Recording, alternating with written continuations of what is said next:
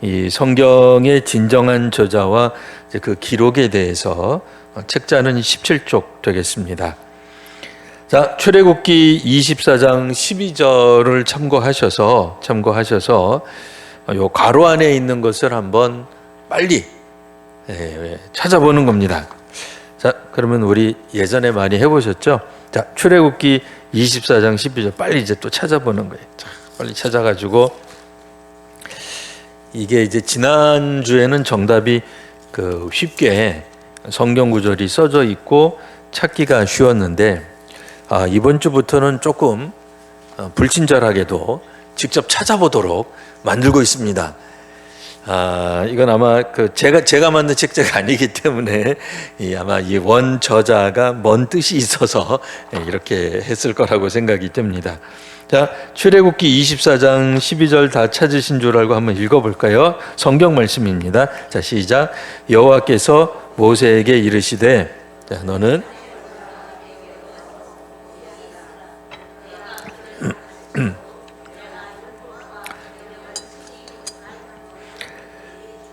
네, 아멘. 그러니까 성경의 진정한 저자는 누구냐 할 때에 당연히 여호와 하나님입니다. 그럼 여호와 하나님께서 이스라엘 백성들에게 무엇을 주셨느냐라고 할 때 맨 처음에는 율법. 그럼 적어보는 거예요. 내가 율법과 또 그 다음에 뭐죠? 계명. 그 다음에 기록한 돌판을. 자, 우리는 이제 벌써 눈치채셨을 겁니다. 그러니까 최초의 하나님의 말씀은 이제 그러니까 우리가 이제 기록된 형태로 가진 거는 이제 십계명이다라고 하는 겁니다. 십계명에 대해서는 뭐 이미 잘 아시겠습니다만 한동안 꽤 오랜 기간 동안 구약의 백성들은 이 십계명 두 돌판을 보관했었습니다. 보관하는데 성공했죠. 어디에 두었다고 그랬죠? 십계명 두 돌판을 어디에 잘 넣어서 간수를 했죠? 언약궤 혹은 이제 우리들이 이제 잘 알고 있는 그 하나님의 법궤. 근데 여기서 말하는 법은 법전이 아니라 말씀, 하나님의 하신 그 말씀을 뜻하게 되고요. 율법과 계명을 돌판에 주셨다. 그래서 이스라엘 백성들은 돌판에 기록된 하나님의 말씀을 정말로 이제 지켰다라고 하는 얘기고요. 자, 이번에는 또 신약이 있습니다. 먼저 찾으신 분 다 함께 다 찾아볼까요? 그럼 다 함께 찾겠습니다. 자, 베드로후서.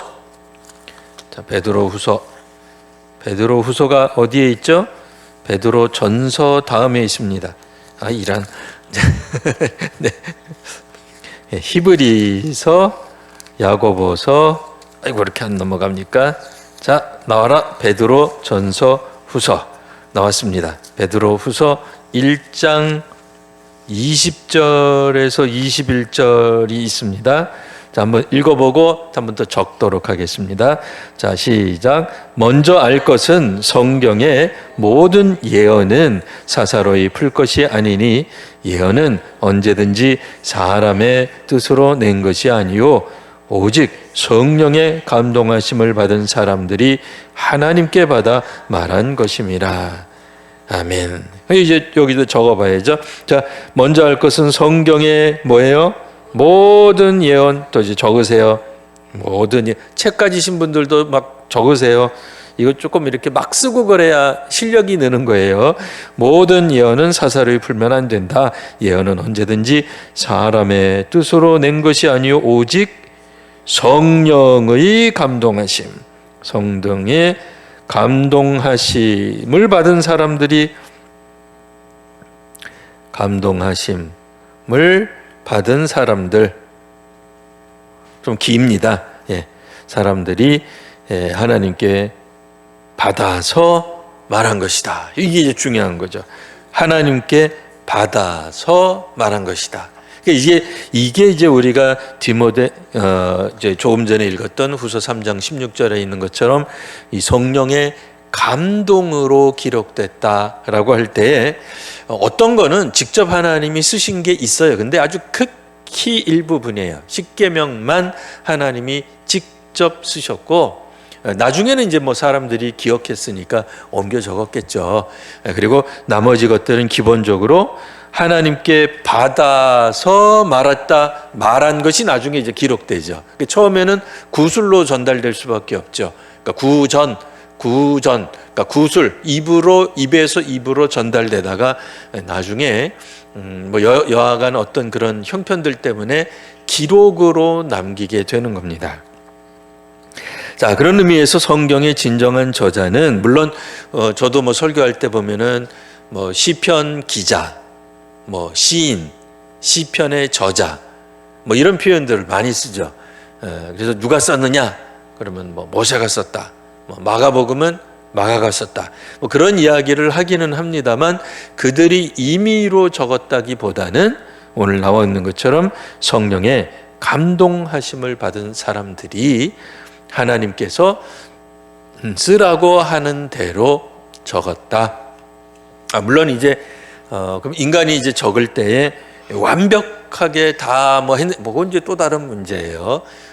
왜냐면 이제 또 우리 중에 어떤 분들은 목사님 그 뭐 성경에 사본도 여러 개가 있다는데 이쪽 사본과 저쪽 사본이 뭐 조금 틀린 것도 있고 그건 어디서 알아요? 우리 성경 맨 밑에다가 보면은 가끔씩 사본이 있음, 뭐 사본이 없음, 뭐 다른 번역에는 뭐라고 나와 있음, 뭐 이런 거 보시고 또 공부하신 분들 혹은 뭐 주석 성경을 갖고 있거나 그런 분들은 그런 이제 내용들을 아실 수 있을 겁니다.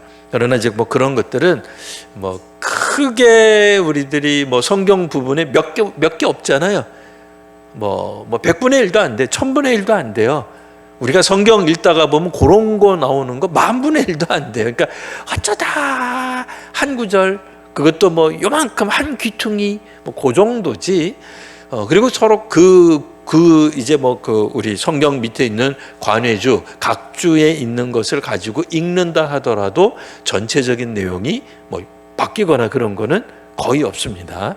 오히려 원래 그 시대에 말하고자 했던 게 무슨 뜻이었겠구나가 이렇게 더 잘 드러나는 경우가 대부분이지.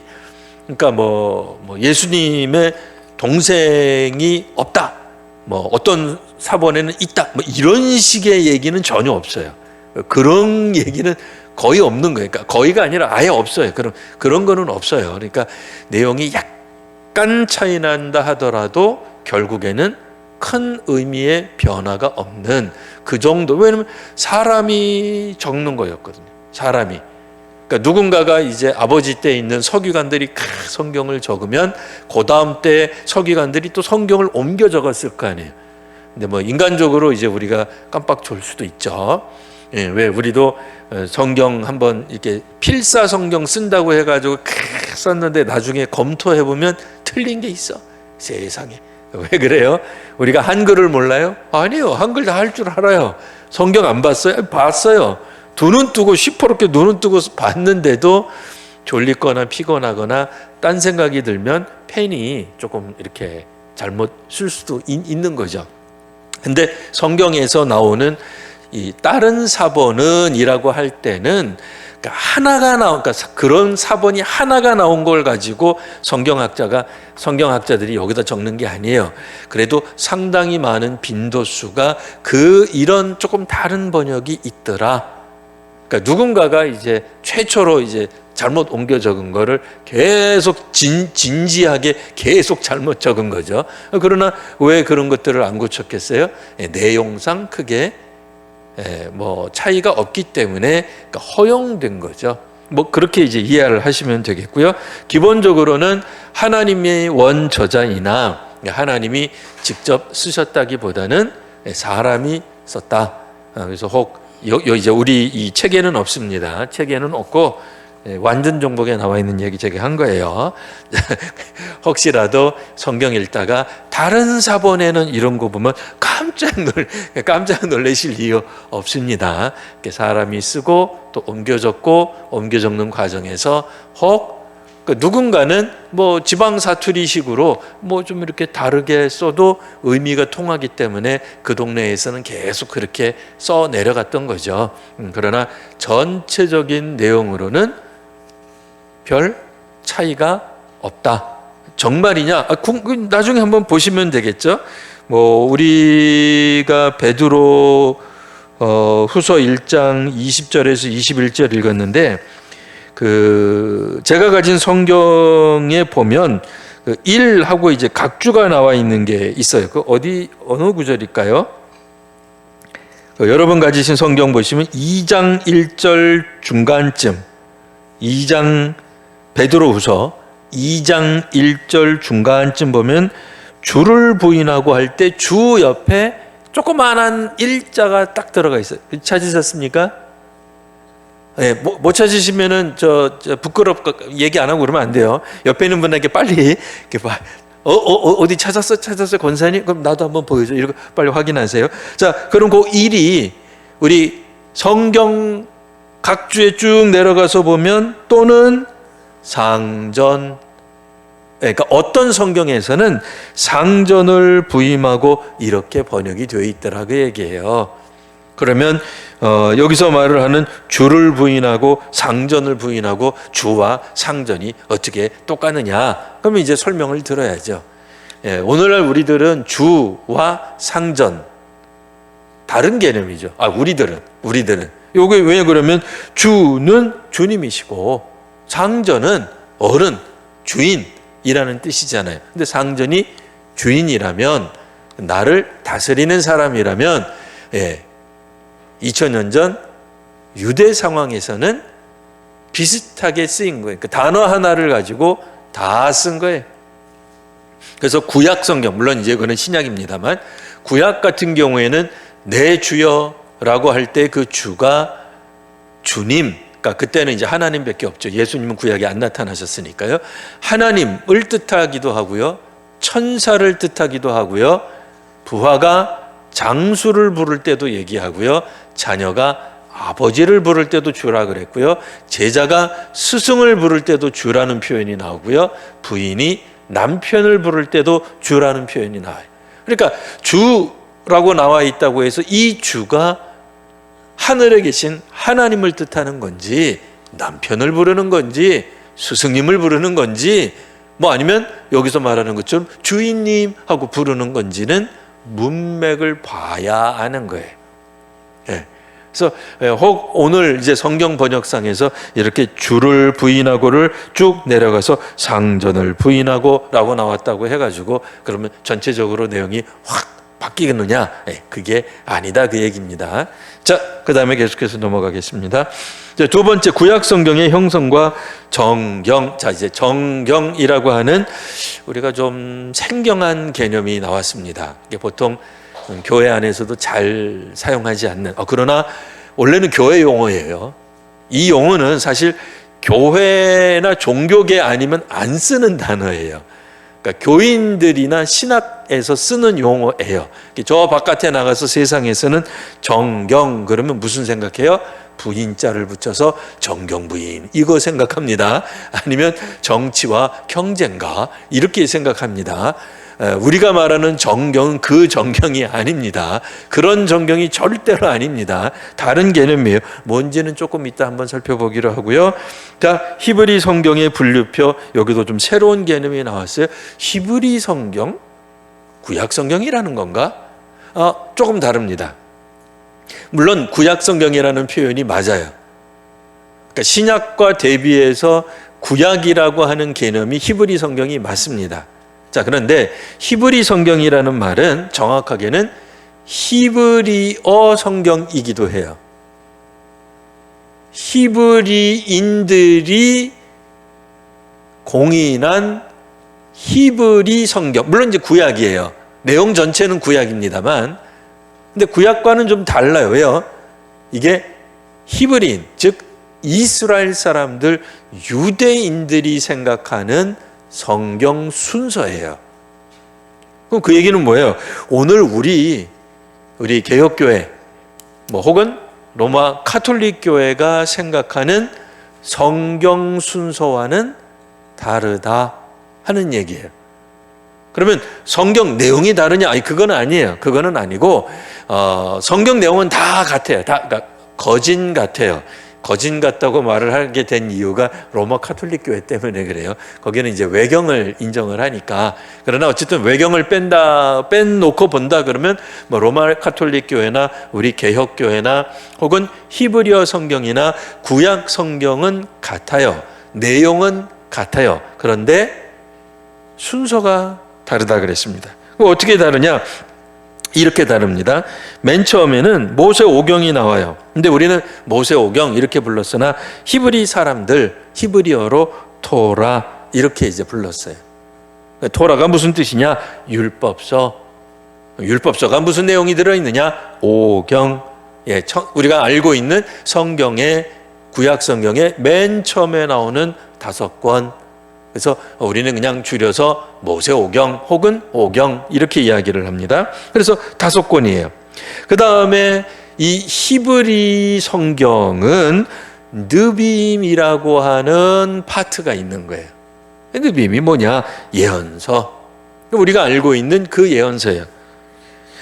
그런데 이 예언서를 이분들은 전기 예언서와 후기 예언서 이렇게 나누었습니다. 우리 참 알기도 쉽죠. 전기 예언서니까 뭐겠어요? 어떤 시점에서 어떤 시점을 기준으로 앞에 예언했던 앞에 활동했던 선지자 그 선지자가 말한 건 전기 예언서. 그 다음에 어떤 선지자가 어떤 기준점에 의해서 뒤쪽에 역사적으로 뒤에 활동했던 선지자 쓴 예언서는 후기 예언서 이렇게 되겠습니다. 근데 다 따져보니까 8권이에요. 근데 여기서 좀 이상한 거죠. 우리가 가진 성경에는 열왕기가 아니라 열왕기상, 열왕기하 2권인데 여기는 1권이네. 예, 맞습니다. 히브리 사람들은 열왕기상과 하를 나누지 않았습니다. 그래서 히브리어로 된 성경을 읽는다면, 근데 우리는 히브리어로 된 성경을 읽지 않습니다. 특별히 공부하는 사람들 빼고는 안 읽습니다. 그런데 구약 성경의 원형에 가까운 건 당연히 한글 성경이 아니고 또 혹 우리 중에 그런 분 없죠? 킹 제임스 버전 그런 거 아닙니다. 그런 거 아니고 혹은 로마어로 이제 번역이 된 불가타역 어쨌든 뭔 소린가 그런 거 있습니다. 그 이전에 구약 성경은 히브리어로 기록되어 있는 게 맞죠. 그래서 히브리 사람들이, 그러니까 이스라엘 사람들이, 유대 사람들이 그들의 구약을 이것이 구약이다 라고 인정했을 때는 우리와 조금 다르지만 내용상으로는 똑같아요. 내용으로는 같습니다. 자, 후기 예언서 이사야 언제쯤은 다 아시겠죠?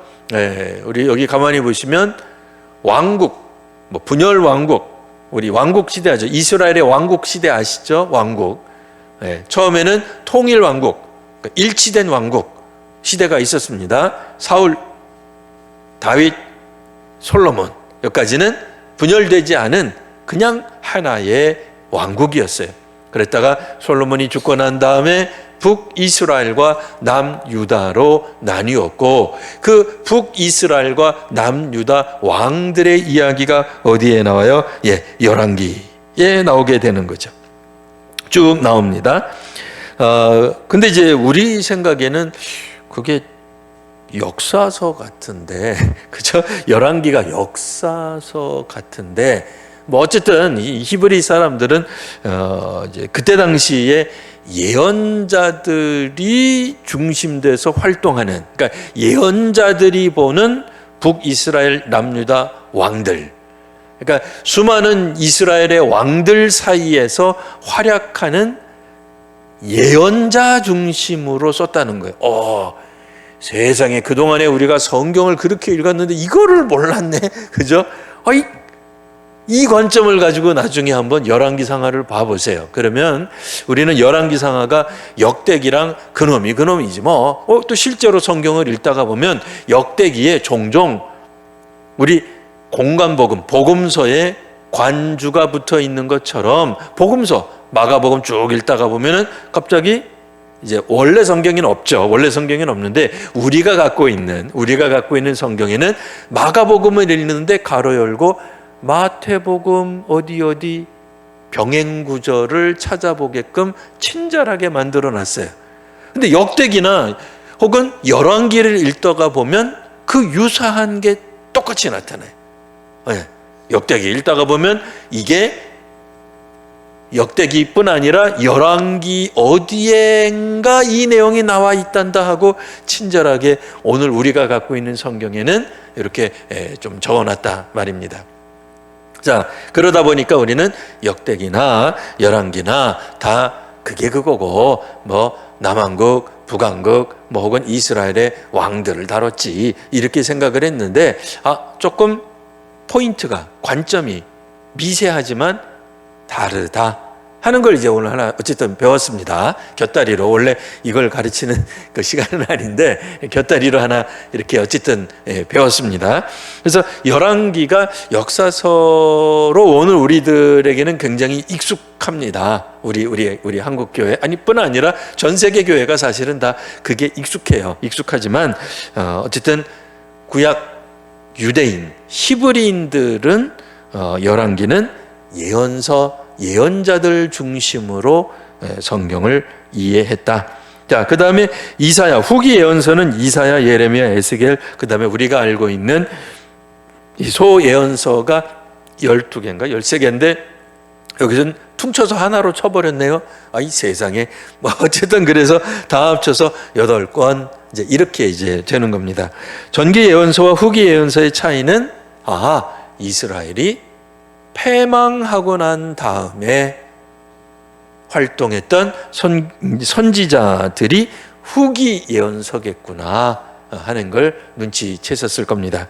그래서 왕국 시대, 분열 왕국이 되었던 일치된 하나된 왕국이었던 어쨌든 왕국 시대에 있었던 사사기를 포함해서 이제 여호수아 출애굽하고 난 다음에 가나안 땅 들어가서 가나안 정착기에 있었던 가나안에서 어쨌든 주권을 가지고 있었을 때에 활동했던 선지자, 예언자들의 예언서를 중심으로 전기 예언서, 그 다음에 두 나라가 어찌되었던 북이스라엘은 아수르, 남유다는 바벨론. 이렇게 어쨌든 망하고 난 다음에 이제 활동했던 선지자의 내용, 예언을 담고 있는 것, 이렇게 어쨌든 그냥 요거는 시험에 안 나오니까 그렇게 나눴다, 그렇게 이해하시면 되겠습니다. 그 다음에 이제 세 번째 히브리 성경, 유대인들, 그러니까 우리는 그렇게 안 해요. 히브리인들이 성경을 어떻게 분류를 했느냐? 마지막 세 번째 묶음, 세 번째 파트를 케투빔이라고 했다. 이거는 성문서라고 하는 개념은 우리도 가지고 있습니다. 근데 이제 우리는 성문서 그러면 주로 시가서를 뜻하는 경우가 많아요. 우리 한국어로 된 이 성경, 미국이나 유럽이나 다 개혁교회는 다 똑같습니다. 사실은 시가서는 시편, 욥기, 잠언, 두루마리, 이거 우리는 또 좀 익숙하지 않은 개념인데요. 룻기, 아가서, 전도서, 예레미야, 에가, 에스더. 우리는 예레미야, 에가도 예언서로 보지만 또 여기서는 어쨌든 케투빔으로 본다. 유대인들이 왜 이렇게 보는지를 너무 이렇게 진지하게 안 보셔도 될 것 같아요. 쭉 넘어가겠습니다. 다니엘, 그 다음에 에스라, 느헤미야가 한 권이에요. 히브리어 성경으로는. 우리는 아니에요. 우리는 에스라 따로, 느헤미야 따로인데, 근데 실제로 내용을 보면 따로 하지 않아도 되겠구나 하는 생각이 들 만큼 에스라, 느헤미야는 바로 연이어서 나오게 돼 있어요. 마치 누가복음이 끝나자마자 사도행전을 읽어도 될 만큼, 왜요? 저자가 같으니까. 누가가 누가복음도 쓰고 사도행전을 썼기 때문에 이 문체나 내용에 어쨌든 연속성이 있는 것처럼 에스라, 느헤미야도 사실 한 사람이 썼다라고 생각해도 괜찮을 만큼 내용이 이렇게 부드럽게 흘러가거든요. 그래서 히브리 성경은 한 권, 그다음에 역대기도 사실 우리는 역대상, 역대하 이렇게 있습니다만 여기서는 나누지 않았다.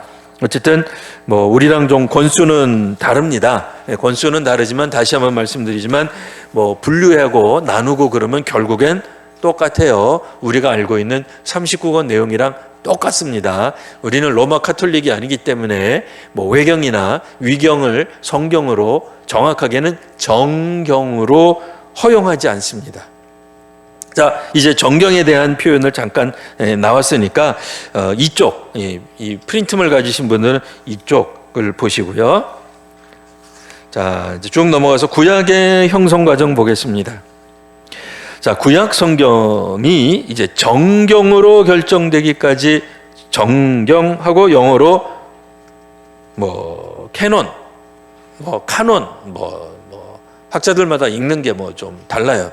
뭐 공부해 온 데서 뭐 카논이라고 하시면 카논 그러고요. 또 뭐 공부하신 곳에서 캐논 그러면 또 캐논이라고도 하더라고요. 뭐 어떻게 읽는지는 저도 잘 모르겠습니다. 아마 서양 동네는 좀 이렇게 캐논, 카논 뭐 혹은 뭐 그렇게 이제 부르는 것 같아요. 뭐 여하튼 정경이 뭐냐? 그러니까 성경이 그만큼 많았다는 거예요.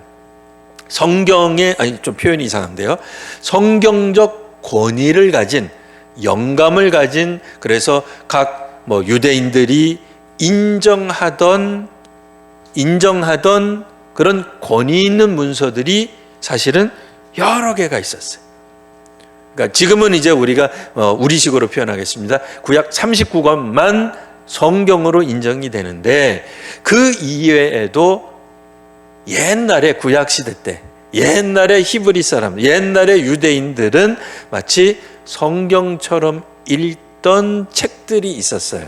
근데 그런 것들을 외경, 그러니까 바깥에 외경 혹은 위경, 그러니까 위자는 이제 뭐 위작이다, 뭐 위조다 할 때 쓰는 위경, 그러니까 가짜다, 누군가가 흉내낸 거다, 누군가가 예언자도 아닌 주제에 구약 성경에 나온 예언자인 척하면서 흉내낸 작품, 이거는 이제 위경. 그러니까 외경은 그러니까 당대에 이제 이제 히브리 공동체죠. 히브리 공동체가 어쨌든 이렇게 막 같이 읽은 거예요. 뭐 빌려도 주고, 뭐 나눠도 주고, 뭐 저 사람이 했다가 또 우리도 베껴 쓰고, 이제 그러다가 이 굉장히 그 신빙성이 있단 말이에요. 이거 정말 하나님이 하신 말씀 같아. 이거는 정말 하나님이 우리 이스라엘 선민 공동체와 함께 역사하신 것 같아라고 해서 진지하게 읽었는데, 진짜 성경, 제대로 된 발을 정자를 쓰는 거예요. 한자어로는 정경, 발은 발을 정자, 성경. 그래서 바른 성경, 정경에서 탈락된 거는 외경이라고 하게 되는 겁니다. 여하튼 구약 성경은 정경으로, 그러니까 우리가 알고 있는 39권이고요. 히브리어 성경은 39권이 아니죠. 좀 숫자가 좀 우리보다 좀 다르긴 합니다. 어쨌든 뭐 토라, 뭐 느빔, 케투빔 요 세 파트로 되어 있는 히브리 성경이 정경으로 결정되기까지는 몇 단계를 거쳤어요? 3단계 거쳤습니다. 자, 맨 먼저 누가 앞장섰다고요? 에스라. 어디서 많이 듣던 이름이죠? 예, 우리가 알고 있는 그 에스라입니다. 실제로 에스라서를 읽으면 이 유사한 표현들이 나옵니다. 에스라가 앞장서서 대회당에, 그러니까 Great 시나고게, 그러니까 시나고게가 회당이에요. 그러니까 회당이 뭔지 아시죠? 교회당이 아닙니다. 교회당, 유대는 회당이고 우리는 교회당이고 그게 아니죠. 그게 아니고 이스라엘 사람들이 어쨌든 그 각 세계 열방에 의해서 이제 함락되고 멸망하게 되었을 때 이스라엘 사람들 유대 공동체가 이제 그 가슴속 깊이 이제 회심 운동이 일어나요. 그러니까 우리가 왜 망했느냐? 왜 아수르가 지금까지 것들이 뭔데 감히 우리 구약의 백성을, 율법의 백성을, 하나님의 백성을 니들이 뭔데 우리를 이기냐 말이에요. 우리를 함락시키고 우리를 포로로 끌려가고 또 우리나라가 이렇게 없어지게 되고 막 식민지화 되었느냐. 우리가 생각건데 율법을 우리가 지키지 않아서 그렇다. 그래서 이 율법 연구 운동이 벌어지는 거예요. 그게 이제 어디서 일어나느냐? 이제 끌려간 장소. 그러니까 어떻게 보면은 이게 이제 적국이죠. 뭐 혹은 온 동네방네 다 흩어졌죠. 뭐 적국으로 끌려간 사람은 전에도 한번 설교할 때 말씀드렸습니다만 아무나 적국이 끌어가지 않습니다. 포로로. 왜냐하면 포로로 끌어가면 먹여 살려줘야 돼요. 힘들어요. 그래서 아무나 포로로 끌고 가지 않습니다. 그러니까 유력한 사람들, 혹시라도 저 사람이 풀려나면은 저 사람 중심으로 반란군이 형성될 것 같은 그런 사람들을 몽땅 다 잡아다가 끌고 가는 거죠. 뭐 우리식으로 말하면 화약 제조 기술자, 뭐 이런 사람, 뭐 칼 만들 수 있는 사람, 이거 안 되죠. 그다음에 왕손, 이거 안 됩니다. 하다못해 장군의 후예, 이것도 안 되죠. 이런 사람들은 다 끌고 가야 돼. 아니면 대학사의 자녀들, 이것도 위험하죠. 왜냐면 백성들을 선동할 수 있잖아요. 그러니까 이런 사람들을 끌고 가고 나머지는 어떻게 해요? 뭐 전부 다 전 세계 어쨌든 도망을 가는 거죠. 도망가서 이들이 예루살렘을 향해서 보면서 뭘 만드는 거예요? 회당을 만드는 거죠. 그래서 거기에서 그래도 좀 지식이 있는 사람들이 구약의 율법은 이렇게 되어 있었습니다. 우리가 무시했던 하나님의 말씀은 바로 이것이었습니다.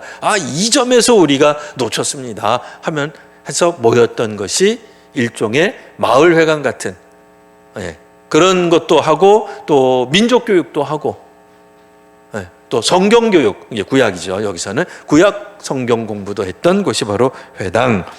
그래서 회당에 의해서 에스라가 앞장섰던 great, 큰 회당에 의해 시작된 정경 형성 과정을 이제 한번 보면 먼저 444년에 율법서가 우리가 이제 조금 전에 봤던 토라, 모세오경, 토라가 이제 인정을 받아 유대 공동체에서 본격적으로 쓰여지게 되는 겁니다. 주전 444년에. 그 다음에 예언서, 우리가 이제 앞에 봤던 그 예언서가 약 200년, 주전 200년경. 주전이라는 표현 다 아시죠? 예수께서 오시기 전 200년 전, 역사 기록 전 200년 전. 어쨌든 그렇게 이해하시면 되겠고요. 그 다음에 성문서는 주전 100년경쯤에 이게 정말 우리 이 회당에서 읽을 만한 내용이다. 어떤 것들은 너무 황당무계한 것도 있고 어떤 것들은 아무리 봐도 이거는 누군가가 가짜로 필명으로 쓴 게 틀림없어. 그래서 그런 것들을 변별하는 작업을 했다 그 얘기예요. 어디서? 회당을 중심으로 했다는 거예요. 그래서 유대 공동체가 나중에 주후 예수님 오신 다음에 90년경 얌리아라고 하는 곳에서 유대교 회의를 통해 이때만 하더라도 유대교가 사실은 상당히 꽃피었던 때죠. 왜 꽃피었죠? 오죽하면 예수님하고 논쟁도 했어요. 그죠? 예수님을 신성모독이라고 정죄까지 할 만큼 상당히 이분들의 율법 연구 수준이 굉장히 깊이가 있게 된 때죠. 여전히 식민지 상태였으나, 그러니까 식민지 상태하고는 관계가 없습니다.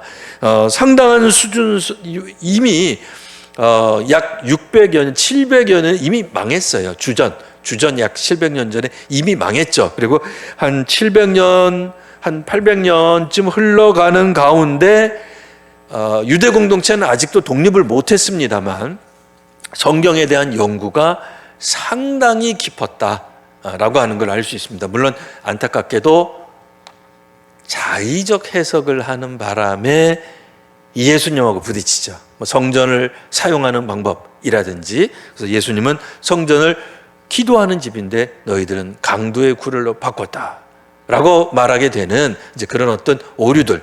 그리고 오늘 오전에도 읽었습니다만, 베드로 시대 때도 그 유대인들의 조상도 실천을 다 할 수 없었던 율법, 우리도 실천하기 버겁고 아무도 그 실천을 못하는 율법에 대해 왜 이방인에게 그 짐을 부과하느냐라고 말하는 것처럼 예전에는 그저 한 10계명 정도였다면 점점 그런 것들이 이런 성경들, 율법서, 예언서 등등이 이렇게 보완되고 그러면서 율법 학자라고 하는 것들도 나오는 거예요. 서기관, 바리새파, 사두개파, 뭐 등등 이렇게 나오면서 그래도 어쨌든 이 율법 연구에 있어서 상당한 어떤 발전, 그러니까 발전했다고 해서 옳다는 뜻은 아닙니다. 예. 어쨌든 발전하게 되는 그 시점인 주후 90년.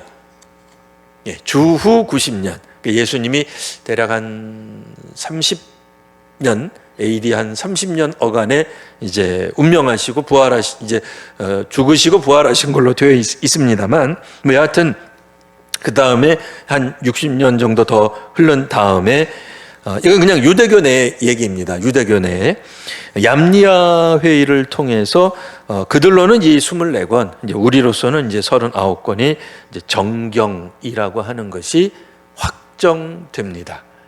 그러니까 이 이후부터는 이제 소위 말하는 외경, 위경. 근데 우리는 뭐 외경, 위경을 보지 않으니까 뭐 우리는 상관없습니다만, 혹 로마 카톨릭 있다가 오신 분은 우리는 외경 봤는데 뭐 이제 그러신 분 있을 거예요. 공동번역 성경 뒤에 이렇게 우리는 외경이 있는데 뭐 이제 그럴 겁니다. 여하튼 이제 그것들이 왜 있느냐, 왜 외경이 있고 왜 위경이, 그러니까 그 로마 카톨릭은 위경은 읽지 않습니다. 그러니까 연구 목적 외에는 읽지 않습니다.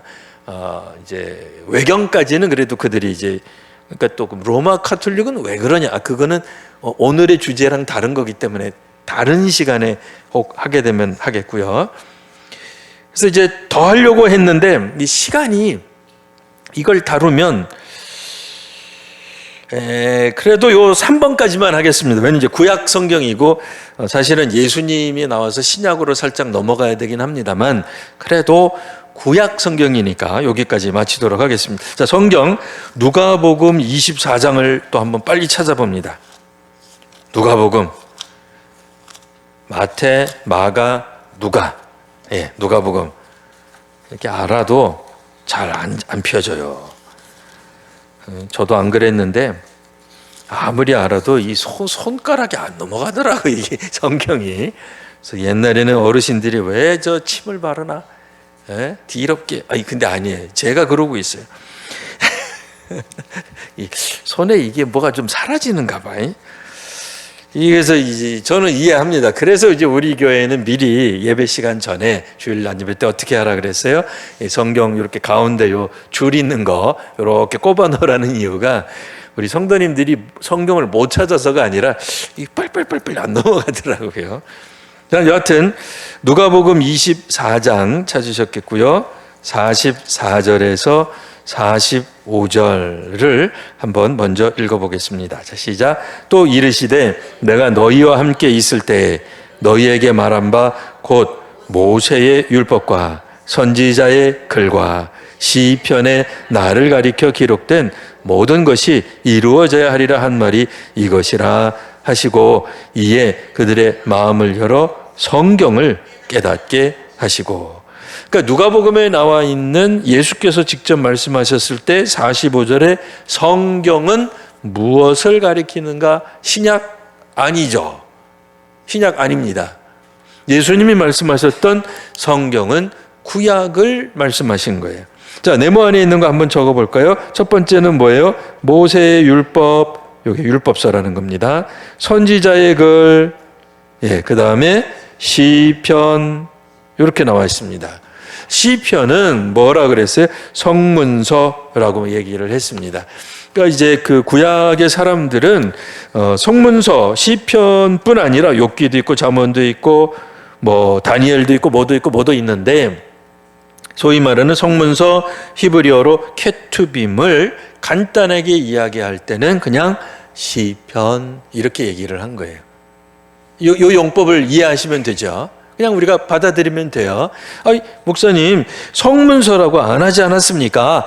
그게 아니고, 성문서 중에 시편은, 그러니까 11개 성문서 중에 시편은 하나에 불과한 거지만, 성문서를 대표할 때 보통 시편 이렇게 한 거예요. 그래서 예수께서 말씀하셨던 모세의 율법, 토라예요. 선지자의 글, 예언서인 느빔, 그 다음에 시편, 이거는 케투빔. 그래서 구약 성경, 히브리어 성경으로는 24권, 우리로는 39권 전체를 말한 거예요. 요게. 그래서 이거를 이제 이 배경을 모르시고 읽으시면 시편, 이제 이렇게 되는 거죠. 그러니까 이 구분은 우리가 알고 있는 우리 개혁교회, 전 세계 개혁교회가 갖고 있는 구약 성경 구분이 아니고, 그게 아닙니다. 그거는 아니고 유대인들이 갖고 있는 구약 성경 구분이나, 그러면 우리가 갖고 있는 것과 다르지 않다 그랬어요. 100% 똑같습니다. 우리가 알고 있는 그 구약입니다. 예. 그 구약을 예수께서 말씀하신 거예요. 자, 내가 너희와 함께 있을 때 너희에게 말한 바 곧 모세율법, 선지자의 글, 시편에 나를, 그러니까 온통 구약에서 나를 가리켜 기록된 모든 것이 이루어져야 하리라 한 말이 이것이다 하고, 예수께서 그 유대인들의 마음을 열어 성경을 깨닫게 하시고, 구약 성경 내용을 깨닫게 하시고, 왜? 예수께 초점 맞춰지는, 예수를 지목하게 되는 구약인데 그 먼 시대에 기록되어 있으나 믿음의 눈으로만 발견할 수 있는, 하나님의 섭리를 알아야만 꿰뚫어 볼 수 있는 그 관점을 예수께서 구약 성경을 가르쳐 주셨다 라고 하는 얘기입니다. 그러니까 여기서 말하고자, 이 원저자, 이 책자에서 하고 싶어 하는 게 뭐겠어요? 예수님도 구약 성경이라 그랬다, 그 얘기를 하는 겁니다. 여기 다음부터 다음 주에 다시 한번 또 계속해서 나가도록 하겠습니다. 그러니까 구약 성경 권위에 대해서 조금 더 설명할 게 있는데, 이 시간 넘어가면 불안해하시는 분들이 있어요. 그래서 오늘은 여기까지 마치도록 하겠습니다. 기도하겠습니다. 하나님, 성경은 하나님께서 쓰신 것이요 하나님께서 쓰도록 만드신 책임을 믿습니다. 하나님의 말씀이요 하나님의 뜻이, 또 하나님께서 하시고자 하시는 역사하심이 담겨져 있는 책임이오니, 그 책을 통해 오늘 저희에게도 하시는 하나님의 말씀을, 또 하나님의 역사하심을, 하나님께서 하셨던 행동들을 잘 들여다보고 오늘의 교회와 오늘의 삶의 현장, 또 선교 현장에 잘 적용하는 저희들이 되게 하여 주옵소서. 구약 성경을 주시니 감사합니다. 성경을 통해 더욱더 풍성한 하나님의 은혜 가운데로 나아가는 오늘 저희가 되게 하옵소서. 예수님 이름으로 기도합니다. 아멘.